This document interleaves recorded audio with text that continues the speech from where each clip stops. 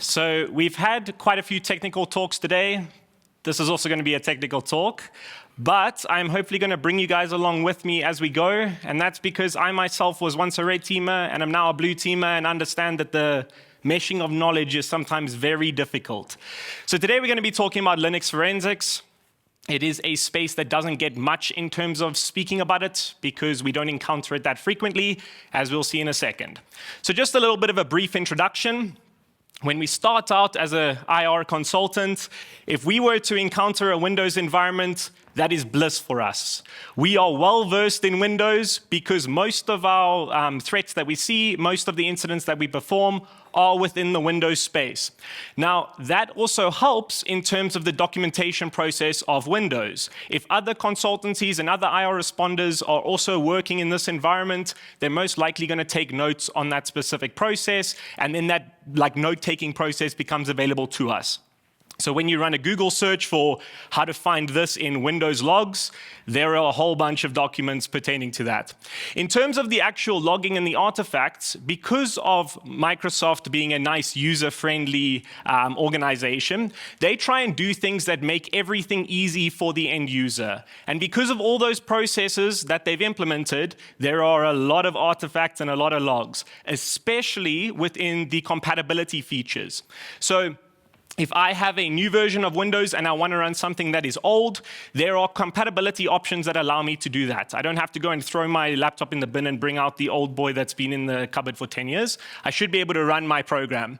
Now that obviously generates all these artifacts. IR consultants have figured out how to interact with these artifacts and pull that information, and obviously that helps with evidence of execution. Another thing that is very helpful in the Windows space is red teaming. So because workstations are mostly Windows in the modern world, it means that our red team is mostly targeting Windows, and other consultancies are doing the same thing. Their red teams are targeting Windows, and their techniques are utilizing real-world techniques that threat actors would use as well. So because of that, and because we have a wealth of knowledge at MWR, we can obviously build on that. We know what they're trying to do. We know what techniques they're using. Now we're going to go and look for them. In terms of Linux, how that would look, it would look a lot different because they'd first have to go through Windows, and then they would just start targeting Linux where they need it. So our red team, if they're ever going after Linux, it's because they really needed to get into that one system. They'll absolutely destroy Windows and then just do a nice little hop into Linux and they're there. So in terms of now going out of our beautiful, serene picture, we get to what Linux actually looks like. And Linux is a very different demon, especially because there's so many different distributions of Linux. So Windows is one thing. We have one Windows. We may have different versions of Windows, but it's pretty much all the same thing. Linux, there are probably hundreds of distributions that are Linux-based, and so if we're performing an incident against any one of these, it means we have to kind of understand what that distribution itself is doing and how that distribution operates and what changes they've made, and obviously that becomes a very tedious task. Because we don't really see Linux in an incident response space, it means that we are falling victim to the problem of no exposure, right? We don't really see these cases, and when they do crop up, it's now first time that we've ever seen this thing, and we need to try and figure out what it is that we're looking for and how we need to go about looking for it. In terms of the IR processes themselves, obviously because other consultancies have done the same thing, not really documented. We don't know what we're doing. Well, we kind of do now, hopefully. So in terms of the logging and artifacts, initially they are an unknown because we are obviously figuring out what operating system we're going against, what systems are running on that operating system, how those systems work. We don't really know what we're getting into until we're on that system. And then finally, our red team, we don't really target Linux. We don't have that benefit. Cool. So just in terms of how this talk actually came to be, so in terms of incident response, like recent incident response activities we've done, we've seen a significant increase in targeting of Linux. And the main reason for this is that because Linux is such a stripped down operating system, because it can run very lightweight, it is used for things like virtualization, which is bringing up a whole bunch of systems on a single system and obviously having different virtual machines for different things. Now that's a juicy target for an attacker because it means if I target the virtualization, I'm actually targeting every single one of those virtual machines. So that's what we saw. We also seen it in legacy web content. A lot of older systems or a lot of older legacy web systems specifically can operate on Linux again because of that very stripped down model that Linux uses. So we see a lot of that. And then obviously in terms of times we get called in that aren't following those two things, a lot of it is credential guessing from the Windows environment. So they've compromised some credentials, they just SSH in because SSH will be exposed, and then bam, they're in the Linux estate. Now, most of these have been the result of ransomware. The reason we get called into these incidents is because some ransomware occurred. Again, it's mostly to that first point of virtualization. If I hit the thing that is hosting everything else falls over. So that's how we kind of got into this space. In terms of our problems, so we get onto an incident. The first thing that we do, if we are looking at a specific individual host, is we acquire a disk image. Now, a disk image is essentially just the hard drive of the host. So it means we can start pulling stuff off of it, we can start interacting with it, and get the information we need. Now, the way we do that is we do it through automation. Mostly in the beginning, we'll throw that disk image onto a tool. That tool will pull a bunch of things off for us, and then we'll start doing the manual investigation as well. We can, while that automated process is running, also do our manual investigation. So it's usually side by side, but there's a lot of heavy lifting that happens with that automated process. And then following that, it's what did we see? What happened? What picture can we actually paint from the evidence that we have pulled? So in terms of the evidence that we can pull, because we're well versed in Windows, I'm going to kind of paint a side-by-side comparison between Windows and Linux, just so you get where we were coming from with this kind of thing. So the first thing is evidence files. What files exist on a Windows operating system that we can pull and use as artifacts? So the first one is the event logs. We all hear about the poor IR team sifting through logs, and nobody really wants to do that, so why join the IR team? Because of all the other things. But this first part, obviously, is anything that will generate some form of log, especially in Windows system, it will go into the Windows event logs. There'll be things like authentication. There will probably be evidence of execution in there as well. Anything that the system deems as necessary for logging will go into those event logs. Windows has it in that specific location. When we looked at Linux initially, we thought, okay, var log, same kind of thing. It's a place where logs get stored. Therefore, event logs get stored in Linux in that location. The second thing that we can pull from the files on a Windows system is persistence tasks. So that is when an attacker gets onto a device, they'll obviously want to remain on that device even if the device gets switched off and then turned on later.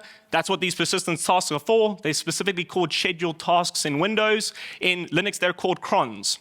Literally the same thing, and we know that we can see all the different tasks in that specific location on Windows in System32 tasks, and then for Linux we have a bunch of different directories, but they're all named cron in some way, shape, or form. So we should be able to see the exact same things. In terms of files, we have web servers, so if I want to host a web application, the actual web application or web server software itself will most likely generate logs. In Windows, it's most likely an IIS web server. Obviously, there are different varieties that you can use. But in IIS, it gets thrown into some log file specifically there. And in Linux, it'll be thrown again into var log, but inside of a folder in var log that is designated to the specific web server. So we're seeing the same thing pretty much throughout. Final thing is the user home directory. If I were to go and download anything from Google, just say I'm a logged in user, I want to download something, it will throw it into my downloads folder. That's the same for every other user, which means that if I compromise a user, I will have write permissions into that user's home directory. I will be able to do specific things in that directory because it's my user if I'm the attacker who's compromised that guy. And the same thing, obviously, Linux. Users' home directories, good places for file storage. So we need to go and look at those. That's a great place for incident response looking. So the next thing that we want to look at is mechanisms. Obviously, we've already got our list of files that we can pull. The next thing we need to understand between Windows and Linux is the mechanisms that they're actually using for our incident response process. So the first one is program execution. Now, those things on the left-hand side there, AM cache, shim cache, command line logging, and event logs, can all provide an evidence of execution. So if I were to double-click something on my desktop and it runs, I want to be able to prove that that thing ran at that specific time as an incident response consultant, because then I can try and paint the picture of what happened. Most of those, the good ones at least, are due to those compatibility features that I already spoke about. So because it needs to load a bunch of things to make the compatibility process work, it usually loads it and then keeps track of what it loaded so that if you do it again, it just loads it even faster. In Linux, We don't really have all that compatibility feature stuff, so there's a lot less. But two things that we identified that we could potentially use would be the bash history. So if I type a command and click enter, and I want to run that same command, I can just press the up arrow. That is the bash history. It obviously is a little bit for usability. And then the syslog, which is the system logging component. We don't really know what's in it just yet. But we assumed because it should hopefully be similar to the event logging process, it would be a very similar match. Then we move on to the idea of configurations. Inside of Windows, the configurations live in a place called registry. It's just a massive data store of information that programs use when they're running. So if they want to change some configuration, like I want to give Matt the ability to write somewhere, it will most likely have a little thing that says, Matt can write here. That's kind of what it looks like. In Linux, everything lives in two directories in terms of its configurations. The first one is etc, so that is the most likely place your configurations will live. The second place is var. That's usually for variable data. So it's data that will change, whereas the etc stuff will stay very similar most of the time. The next mechanism that we have is the files on the system. So why this is an important mechanism is because if I were to navigate a Windows machine and I just click the Explorer icon and it loads a directory and I go into that directory, it will keep loading files. It will show me what exists where.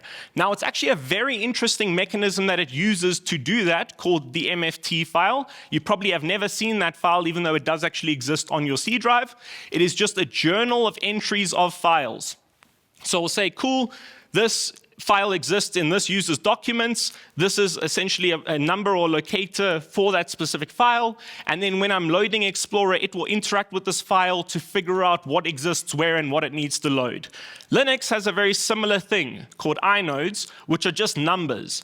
If I create a new directory, it will say, cool, directory 1 has the number of 1. And if I start creating content in that specific directory, it will start assigning more and more numbers to it in specific blocks within the inode. So it's kind of a little bit complex, but it's just numbers. That's all it is. So we should have a mechanism for figuring out what files existed where, what files touch disk, and how were they actually placed on disk.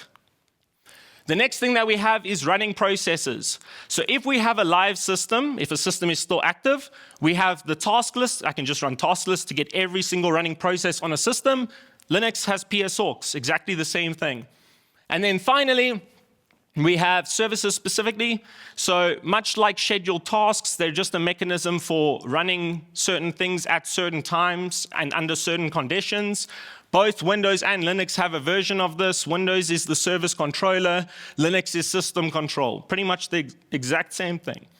Okay. What a mouthful. I'm not going to lie.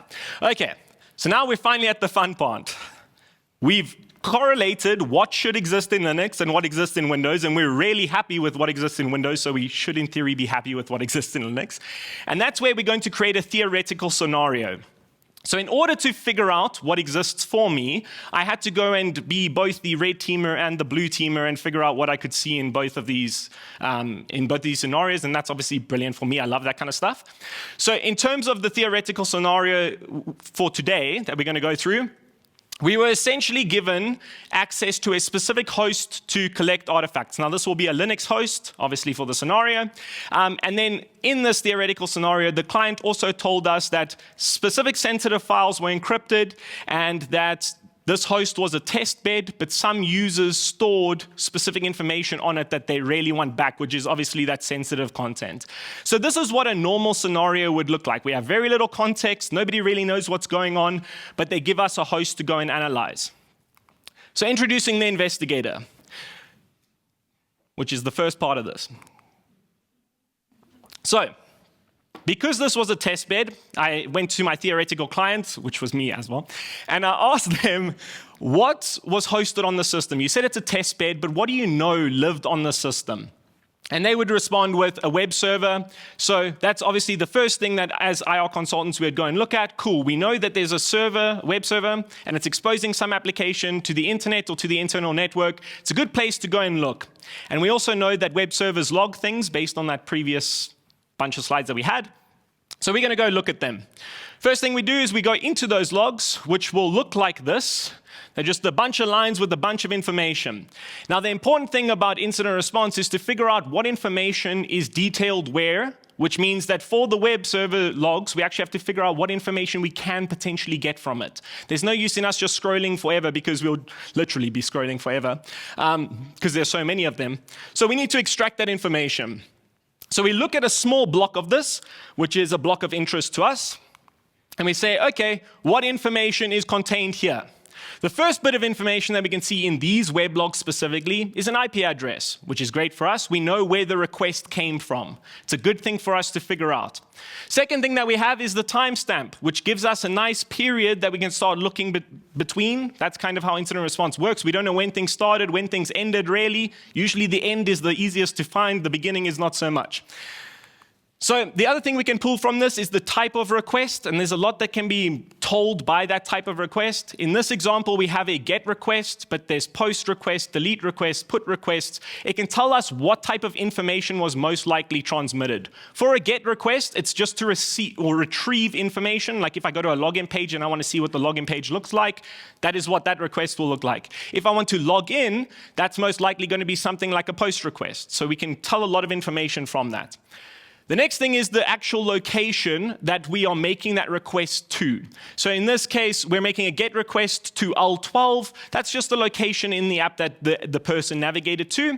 And then the final thing that we really like is the response code. That is how the web server itself responded to the request that it received. So it can tell us whether the request was successful or it wasn't. And there's a lot of other information that we can fill in the gaps, but that's pretty much what we're getting at. So now, we understand what our weblogs look like. We need to figure out what period of interest kind of stands out to us. What can we identify as potential attacker activity? So what we see in the logs is this huge collection, and this is just a tiny snippet of it, all at the same time that are for different directories. So from this, we know that the attacker IP is a specific IP. We're assuming it's an attacker because nobody would manually make this many requests all at the exact same timestamp. We also know that the timestamp and our initial date of interest is 10:40 on the 27th of June 2024, which is a good starting point. And then the next thing is what the actual action was. So we can tell based on all these requests being made that they were trying to enumerate content on the web server. They were trying to do directory enumeration.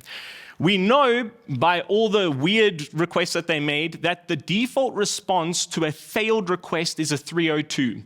Obviously, that means that they didn't get information from this. It just kind of responded in its default manner. But again, that gives us a mechanism to go and figure things out. So we know 302s are the thing that they didn't find. How do we find the thing that they did find? So we change that response code. We do a little bit of grepping. We know what our attacker IP is, what our time frame is, and we now also are wanting to look for things that they found, which would be a response code 200. That means successful navigation too. So we look through the logs in this time frame, and we find that the attacker themselves got access to 3 locations. The first is /login, which is just most likely a normal login page. The second is /admin, which is a little bit interesting, but it could be an administrative panel. And the third thing is something called sitemap.xml. Now, after a little bit of Googling, you'll find that sitemap.xml is just a way of mapping the resources in a web application. And what I mean by that is, if I'm accessing the application normally and I go to /login and everything kind of sits behind login, I only have visibility of /login. That's all I can see. I haven't navigated, I haven't found anything. Sitemap populates a file of every single resource that exists, and in some cases, it actually populates a list of all the operating system files that exist within the web server too. So things you won't actually be able to see from the internet or when accessing the application, but things that you would be able to see if you were on the host, which gives us a lot of good information if we're an attacker.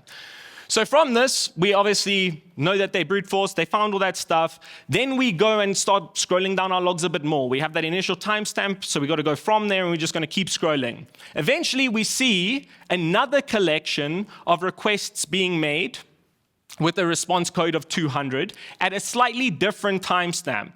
And these requests themselves, they're all for quite unique looking locations. So the first location they find is /static. It's just the directory of static content. The second one is /uploads, which could give us an indication that file upload feature exists on this application. And then from that other information, from the specific files they were accessing, we also get an idea of specific usernames potentially, because those files were user1_test.jpg, user2_fingerprint.png. Now, something important to note is that there's no way an attacker would guess those specific file names. They definitely wouldn't find user1_full_lock_with 3D logo, like it continues.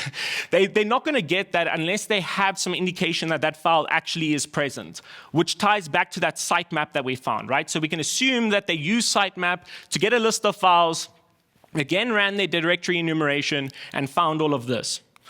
Again, now, we're going to just continue scrolling through the logs. Unfortunately, that is a process that needs to be followed. We have our newish timestamp being 12 o'clock, so we can kind of search within a 10, 15-minute time frame.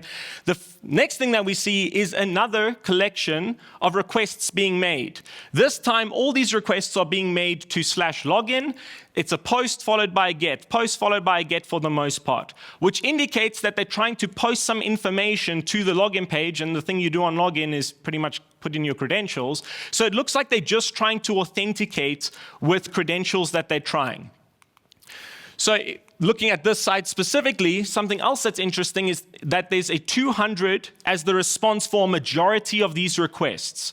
Now, that kind of stands out because we've learned that 200 is actually for good content, but there's no way that they're successfully authenticating with every single attempt they're doing from the beginning all the way to the end pretty much, which means that for /login specifically, a 200 is actually the redirect back to login for a failed login. We continue looking down these logs, and we see a log message saying user1 logged in from our specific attacker IP. And we also see that that specific post request was responded to with a 302. So we know that a 302 is actually the way that they get a successful login, and we know that they've compromised user1, which means they used that username from the previous thing with the file uploads to obviously try and do some password guessing attempts. Cool. I know there's a lot going on. Okay, and we're going to continue. Perfect. So the next thing that we do, again, continuing down the log train. So we've now got a successful authentication. We can look for things that precede that successful authentication. I think that's the right, succeed. Okay, so we see at some point that user1 uploaded a specific file. It is a PNG file, which for us as attackers, red teamers, PNGs usually can't be used for nefarious activities. Now, there are ways in which things can potentially try and read them, and then you actually targeting that specific thing.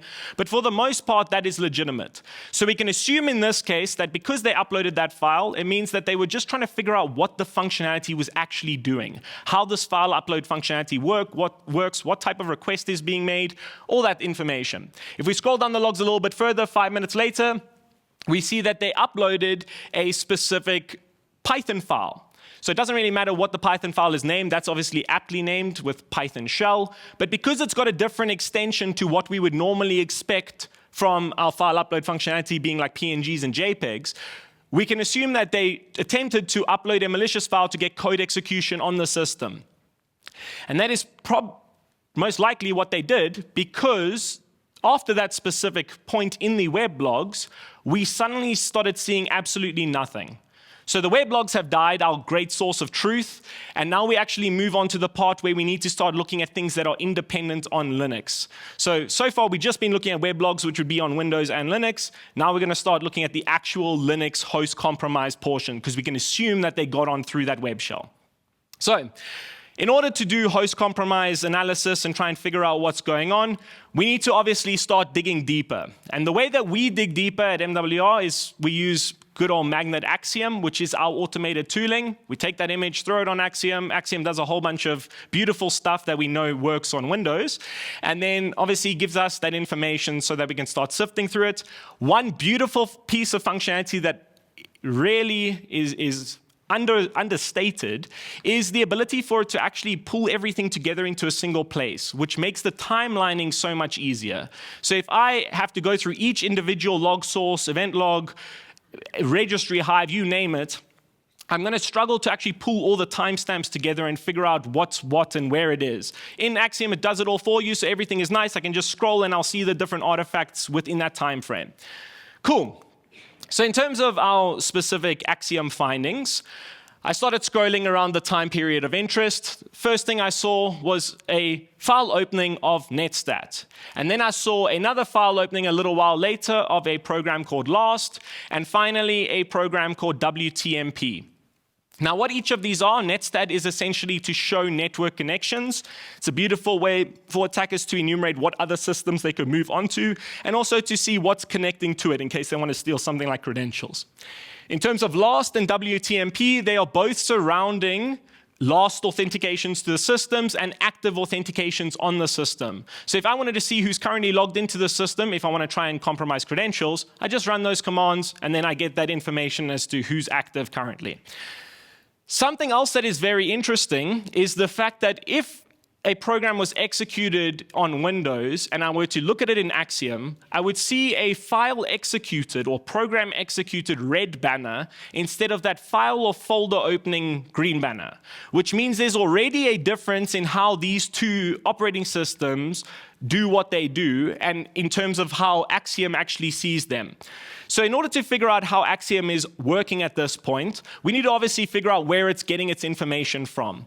So I used last as an example.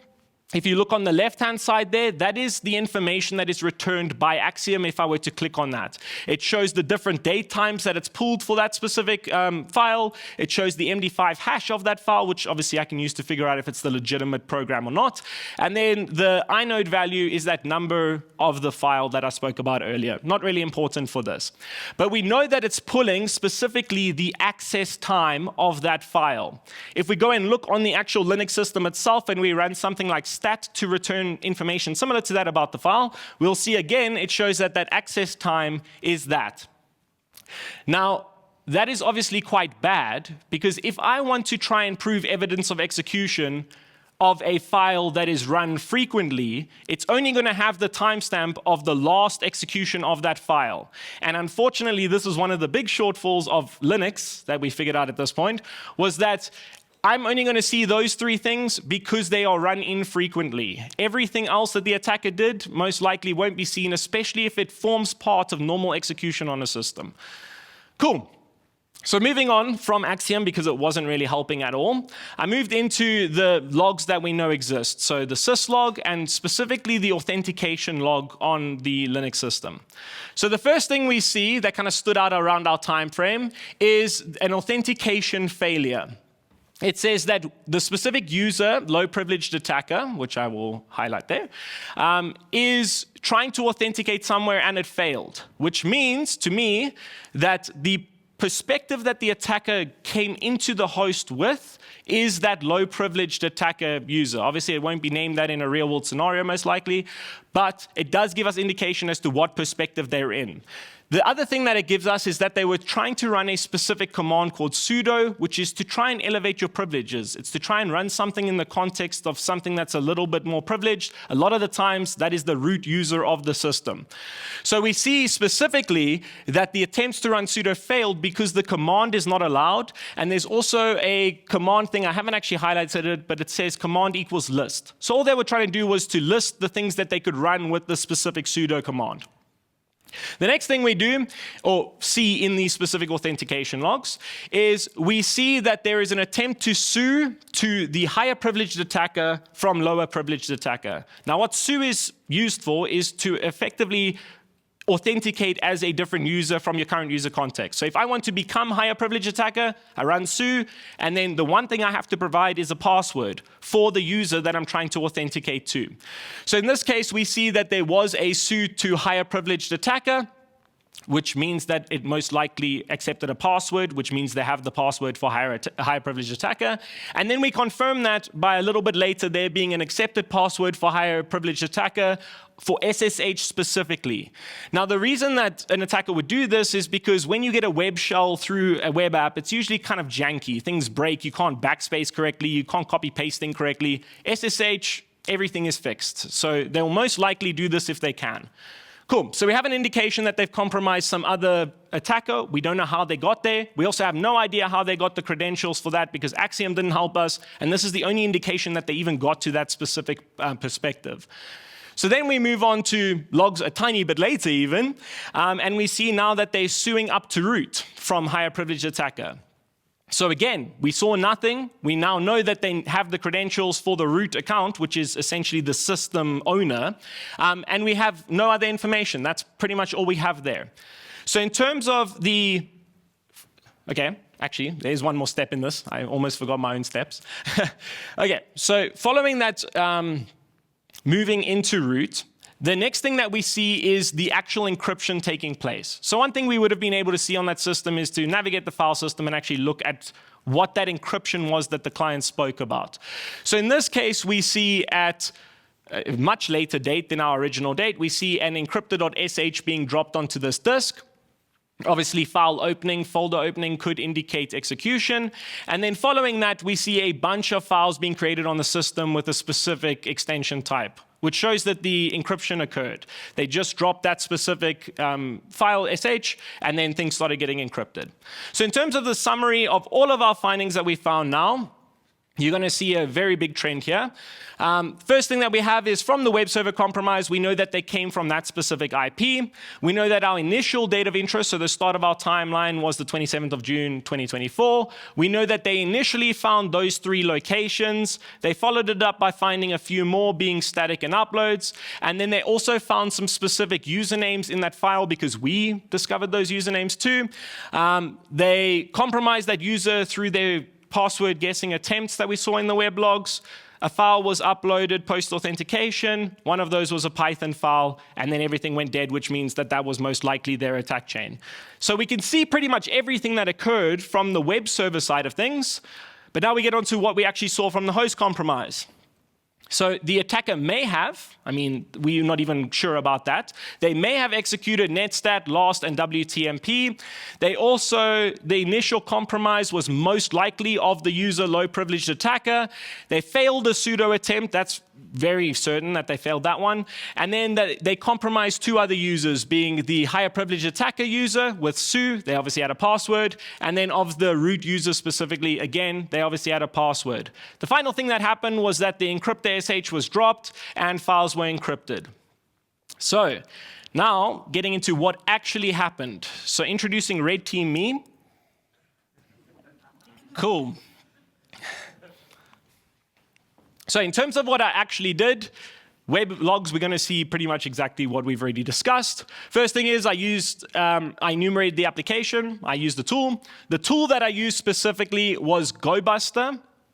Just for reference sake here, the ticks mean we saw it as the investigator, the crosses mean we didn't see it. So we didn't see that GoBuster was the specific tool. It doesn't really matter though, because the only way we'd see that is through user agents if the attacker didn't remove the user agent. And that's also just additional logging that actually isn't required, and we know that the cost of data and stuff is very high, so we don't worry about that too much. The content that they found was login, admin, and sitemap XML, which I saw from the investigator's perspective. In terms of my next actions, I obviously went through that sitemap. I pulled a list of all of those specific URIs that I could use, and then I, again, passed it into the same kind of tool to figure out what content existed. So we saw that I used sitemap. We obviously saw that I did it and found a bunch of information. The directories I found were uploads and static, which we saw. And then I also found specific usernames in those file names, being user1 and user2. Everything we've seen, right? Cool. Then I used a specific tool called Hydra to brute force the passwords for user1 specifically. We obviously saw the brute forces occurring. Again, we didn't see Hydra is the tool that was used. Doesn't really matter at this point what tool they're actually using, but it is a potential that they could see. And then they obviously successfully authenticated as user1 from that specific attack. Going on to the application, there is, in fact, some file upload functionality, which we've already kind of guessed. I initially uploaded a test PNG to figure out how the application worked, and then I uploaded my good old Python reverse shell and got access to the system. We saw all of that. Once I was on the system, I needed to figure out who I was as the attacker, so I ran a who am I. It told me I was a low-privileged attacker. from that, obviously, we could not see in our Linux logs and stuff, we could actually not see that I ran that command or that I was initially running in the perspective of low privileged attacker. We only found that out due to a failure later. So in terms of us seeing it, we didn't see it initially. That wasn't logged that shell was running in that context, which means if they just stayed in that context and didn't fail, we wouldn't have known, or didn't succeed in elevating up, we wouldn't have known which perspective they were actually in. So we didn't see that. We didn't see the who am I command at all, obviously because who am I is executed quite frequently. In terms of the commands that my attacker actually ran on the system once he got on, it was this entire list. So that's a whole lot more than we saw in our Axiom logs or in any of our logs for that matter. You can see that there's a bunch of enumeration occurring. Maybe one or two of those we spotted. There's a sudo -l there. The only reason that didn't work because I wasn't allowed to. I didn't have the correct permissions. But everything else there pretty much went under the radar. So in terms of my enumeration, sudo -l we saw. In terms of further enumeration that I did and things that I found, I looked at the application source code for that specific web app. And inside of that specific web app source code, you can see that there is an app security key, which is unique password for Flask application.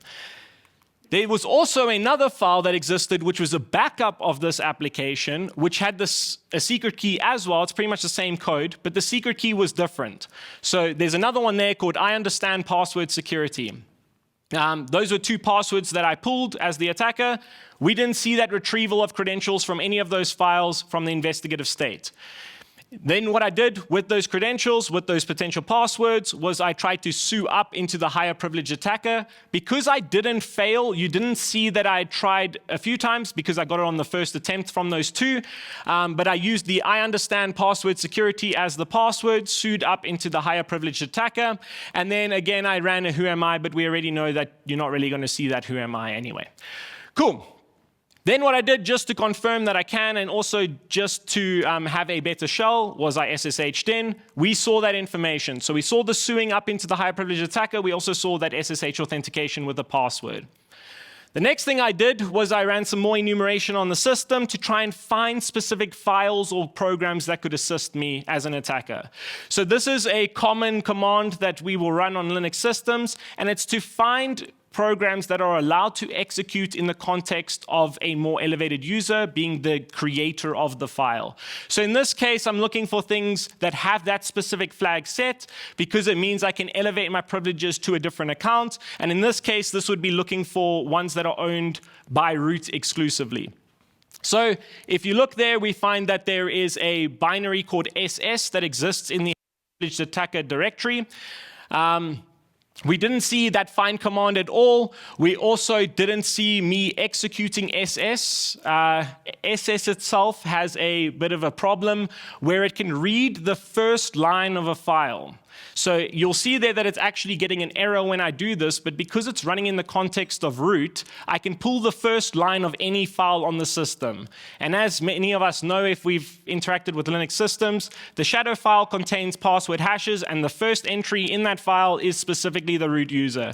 So it's like the perfect file to use this specific exploit, even though it's not really an exploit, to try and get that specific password hash. So we don't see that either. We don't see the identification of those files. We don't see the execution of them. We obviously then see the suing of root using the password once I'd cracked it offline. You're never going to see that offline cracking because it will be on my system. It won't be on the actual system I've compromised. But you will hopefully see the effects of it when I sue up. So in this case, we saw me suing into the root user. Then what I did was I dropped the file onto disk. That was the encryptor. We obviously already saw that specific creation of that file. I then ran the encryptor.sh. But something that we didn't see here is that in my execution of this encryptor, I provided a password to it. So my encryptor took a password and then encrypted it, and that would actually also be the way to decrypt it. Now, most ransomware groups wouldn't do this, but what they will do is they will encrypt configuration files with a password. And that obviously helps us if we're trying to reverse engineer or figure things out, because we can actually get it to execute and decrypt those configuration files. So it would always be helpful to be able to see what kind of command line execution occurred. We obviously didn't see it at all. But we did see the after effects being that every single one of these files was put in an encrypted state. Cool. In terms of what encrypted states look like, just for sanity's sake and so everybody's aware of it, that's an encrypted file over there. You can see that it is not readable at all, and before that it was probably a few paragraphs of written text. So that is what ransomware would effectively look like, and at this point our attacker is obviously very happy. He's achieved his goal, he's elevated his privileges, essentially encrypted everything, and is now asking for his Bitcoin payout. Cool. So in terms of what we missed along this whole process from the host compromise, we did not miss authentication. Authentication was like the only thing we saw. Everything else we pretty much did not see. If failed successful authentications, we can see both of those, but obviously nothing else. In terms of what we can do to make this better, because this is actually a problem with how Linux works, something I haven't added is that most of the stuff we used as evidence exists in userland. So if I get to that perspective of the root user, I can actually just go and delete all the logs anyway. I can just mess with the system, essentially delete everything on the system, unlike in Windows, where there are actually mechanisms to protect against that. And if I do go and clear logs, Windows actually log that clearing of logs, so I can still build information out of it. So in terms of what we can do, we can use things like sysmon for Linux or audit-d. I would suggest audit-d over sysmon, just because at the moment it seems like Microsoft, because they're the creators of sysmon and sysmon for Linux, they're neglecting it a little bit at the moment because Windows is their primary focus. So sysmon for Windows is fantastic. For Linux, not that much. Audit-d pretty much has the same functionality and is part of the default repos on Linux. So you can just sudo apt install audit-d, then you just got to figure out how to use it. There might be some features that aren't present in both, and you just got to kind of figure out what those are. The next thing that we can do is to ensure that any logs that actually are captured are moved into a centralized location that the attacker cannot get a hold of. So in this case, it would be ideally a seam where all your logs are being ingested so that the security team can make use of them. But the important fact is that it has to be restricted. If I can just go and compromise those log locations and delete them as well, then obviously we're back at square one. In terms of EDR solutions do provide a little bit more visibility, but again, they're not catered to Windows. They're not tailored for Windows because it's not the big environment per se. So it will see a lot of things. It will help us build the case out a little bit more, but you can get around it entirely. You can obviously lose visibility, and it pretty much falls into a similar trap, but it will at least provide a little bit more. And then the most important thing, in my opinion, is actually sharing of knowledge. So as an IR team member, and I know there are other IR teams out there, we want to obviously share information with each other, which is difficult in the IR space because you don't really want to say which clients you're working for and what compromises happen and all that. But the actual things that we take out of each of these investigations needs to be shared. It needs to be in a place that we can all access. It needs to obviously be on Google so we can start Googling it and we can start building out that knowledge for every single team. And the same obviously with blue teams. If blue teams want to share with the incident response teams, it will obviously go a long way in terms of how we approach Linux from an investigative perspective. Thank you.